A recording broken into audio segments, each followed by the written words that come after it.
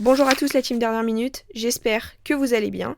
Aujourd'hui, on va apprendre à faire une fiche de stock spécifiquement quand on est dans une méthode de calcul de coût complet.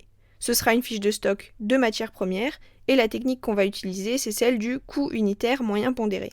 Les prérequis, c'est d'avoir déjà calculé le coût d'achat de vos matières premières et vous devez avoir des données sur leur stock initial. Si vous n'avez pas de stock initial de matière, alors vous pouvez directement passer à votre coût de production. Le contexte de notre exercice est le suivant. On est des gestionnaires dans une entreprise qui fabrique des plaques P1 et P2 à base de sable et de ciment. Et nous, ce qu'on va faire aujourd'hui, c'est la fiche d'inventaire du sable et du ciment afin qu'on puisse déterminer le coût d'achat des matières premières utilisées pour la production. Avant, on a calculé le coût d'achat des matières premières achetées ce mois-ci. Mais dans notre production, on va avoir en partie du sable qui provient de notre stock initial qui a un coût unitaire bien précis, et une partie du sable qui proviendra de nos achats du mois avec un autre coût unitaire. Et ce qu'on va devoir faire, c'est une moyenne pondérée entre ces deux coûts unitaires afin qu'on ait bien le coût d'achat unitaire des matières premières qu'on va intégrer au processus de production. On va directement pouvoir commencer notre exercice par la fiche d'inventaire pour le sable. Donc vous avez besoin du tableau suivant. On va commencer par notre stock initial. Donc pour cela, vous regardez dans l'énoncé. Ici, on voit qu'on a 20 tonnes de sable, donc vous pouvez mettre 20 dans la colonne quantité, et on sait que le coût d'achat unitaire de ces 20 tonnes est de 500 €. Donc dans la case prix unitaire, on met 500. On n'a plus qu'à calculer le total, 20 fois 500, ça nous fait 10 000. Ensuite, on a nos entrées. Donc ce que vous devez retenir, c'est que pour les matières premières, la ligne entrée, elle correspond aux achats de la matière du mois. Mais attention, ce stock-là, vous devez surtout pas l'inscrire au prix d'achat. Vous devez l'inscrire au coût d'achat unitaire qu'on a calculé précédemment. Ce que vous pouvez retenir comme moyen mémotechnique, c'est qu'en fait la ligne entrée dans cette fiche d'inventaire, elle correspond toujours à la dernière ligne de votre tableau du calcul du coût d'achat de votre matière première. Donc nous, on reprend notre tableau et on peut voir qu'on a acheté 65 tonnes, que chacune nous coûte 532,70 et qu'au total, ça nous fait 34 625 €. Maintenant qu'on a fait ces deux étapes-là, on va faire le total de ce qu'on a en stock avant les sorties et ça va nous permettre de calculer notre coût unitaire moyen pondéré. En quantité, 20 plus 65, ça nous fait 85. On ne remplit pas encore la case prix unitaire. On va faire la somme des montants, donc ça nous fait 10 000 plus 34 625, soit 44 625. Et là, on va pouvoir calculer notre coût unitaire moyen pondéré. Pour le calculer, on divise la somme des montants par la quantité, donc ça nous fait 44 625 divisé par 85, et ça nous donne 525. Ce coût unitaire moyen pondéré, ce qui veut dire, c'est qu'en moyenne, chaque tonne de sable a un coût d'achat unitaire de 525 €. Pour ceux qui souhaitent comprendre plus en profondeur comment on calcule le coût unitaire moyen pondéré, je vous l'explique dans la description. Globalement, ce que vous pouvez retenir, c'est que le coût unitaire moyen pondéré que nous venons de calculer correspond au coût d'achat unitaire des matières premières qu'on va intégrer à la production. Maintenant qu'on a fait ça, on va pouvoir passer à nos sorties. Donc les sorties, c'est bien les sorties de matière qui vont aller dans la production. Donc pour cela, on va regarder combien de tonnes de sable on a dû utiliser pour la production de nos plaques. Dans l'énoncé, on nous dit qu'on a utilisé 60 tonnes de sable pour P1 et 15 tonnes de sable pour P2. Et donc là, attention, qu'est-ce qu'on va mettre dans notre colonne prix unitaire ? Eh bien, on va mettre le coût unitaire moyen pondéré qu'on vient de calculer, pour toutes les raisons que je vous ai expliquées précédemment. Et aussi, ce que vous pouvez retenir, c'est qu'en fait, dans toute la colonne prix unitaire de votre partie droite du tableau, ce sera toujours le coût unitaire moyen pondéré qu'on a calculé. On fait nos montants pour nos sorties, donc 60 fois 525, ça nous fait 31 500, et 15 fois 525, ça nous fait 7 875. Pour le stock final, on va utiliser notre formule du stock final théorique, stock initial plus entrée, moins les sorties. Ça nous fait 85 moins 75, donc il nous reste 10 tonnes, et le coût unitaire, c'est toujours le coût unitaire moyen pondéré, donc on met 525. On fait le montant total, 10 fois 525, ça nous donne 5250.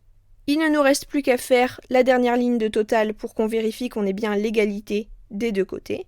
On a bien 85 en quantité, et on fait la somme des montants, et ça nous donne bien 44 625. Donc maintenant qu'on a fait le premier ensemble, ce que je vous invite à faire, c'est de mettre sur pause, de faire de votre côté la fiche de stock du ciment au coût unitaire moyen pondéré, et ensuite on corrige ensemble. Maintenant, on va pouvoir passer à la correction du ciment. Donc pour le stock initial, on va le trouver dans l'énoncé. On voit qu'il est de 5 tonnes et chacune de ces tonnes a un coût d'achat unitaire de 3 800 €.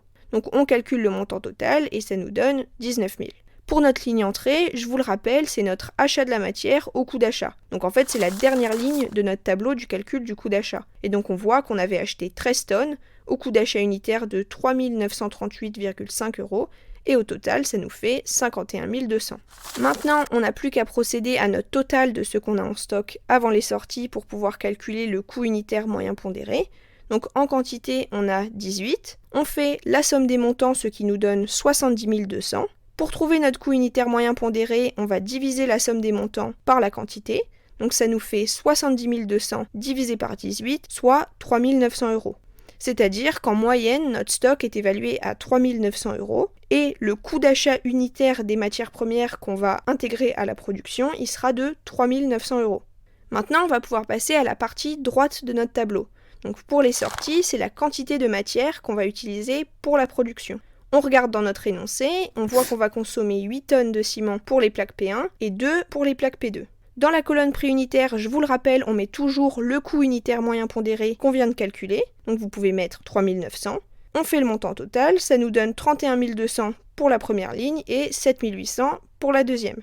Il ne nous reste plus qu'à calculer le stock final. On regarde dans notre énoncé et on voit qu'on n'a aucune donnée, donc on va pouvoir calculer notre stock final théorique avec la formule suivante. Stock initial plus les entrées moins les sorties.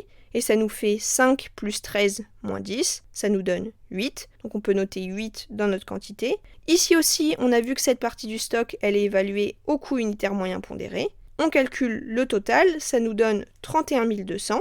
Il ne nous reste plus qu'à faire le total pour voir si on a bien l'égalité entre la partie gauche du tableau et la partie droite. On voit qu'en quantité, on a bien 18. Au total, on a bien 70 200. Et en coût unitaire, c'est bien le coût unitaire moyen pondéré, soit 3 900.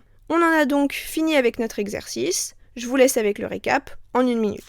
La première étape, ça va être de trouver le stock initial. Normalement, il vous sera donné dans l'énoncé. Et on vous donnera également le coût d'achat unitaire auquel il est évalué, ou bien le montant total. La deuxième étape, c'est de s'occuper des entrées. C'est la quantité de matière que vous avez achetée ce mois-ci. Et attention, vous devez bien la rentrer au coût d'achat et pas au prix d'achat. Donc ce que vous pouvez retenir comme moyen mémotechnique, c'est que la ligne entrée de votre fiche de stock, c'est la même ligne que la dernière du coût d'achat de votre matière première. La troisième étape, ça va être de faire le total avant les sorties. Donc vous allez faire le total des quantités en additionnant le stock initial et les entrées, et vous faites également la somme des montants. Ça va vous permettre de calculer le coût unitaire moyen pondéré en divisant la somme des montants par la quantité. Et ce coût unitaire moyen pondéré, en fait, il correspond au coût d'achat unitaire des matières premières qui vont être incorporées à votre production. Et il prend bien en compte à la fois le coût unitaire du stock initial, mais aussi le coût unitaire des achats du mois. Une fois que vous avez fait ça, vous pouvez passer à vos sorties. Donc ça correspond à la quantité de matière que vous allez utiliser pour la production, et elle vous sera forcément donnée dans l'énoncé. Le stock des sorties, vous l'évaluez toujours au coût unitaire moyen pondéré qu'on vient de calculer, donc mettez bien le coût unitaire moyen pondéré dans la colonne préunitaire. La cinquième étape, c'est de s'occuper du stock final. Pour celui-ci, vous calculez le stock final théorique avec la formule suivante, stock initial plus les entrées moins les sorties. Et attention, le stock final, il est bien évalué au coût unitaire moyen pondéré. Il ne vous reste plus qu'à faire votre dernière ligne de total. Donc pour cela, vous faites la somme de votre quantité et de vos montants. Et attention, elle doit bien être égale à la ligne de total de votre côté gauche. On en a maintenant fini avec cet exercice. N'hésitez pas à commenter, à regarder dans la description parce que je vous mets plein d'infos et une fiche récap. Et je vous dis à bientôt dans une prochaine révision de dernière minute.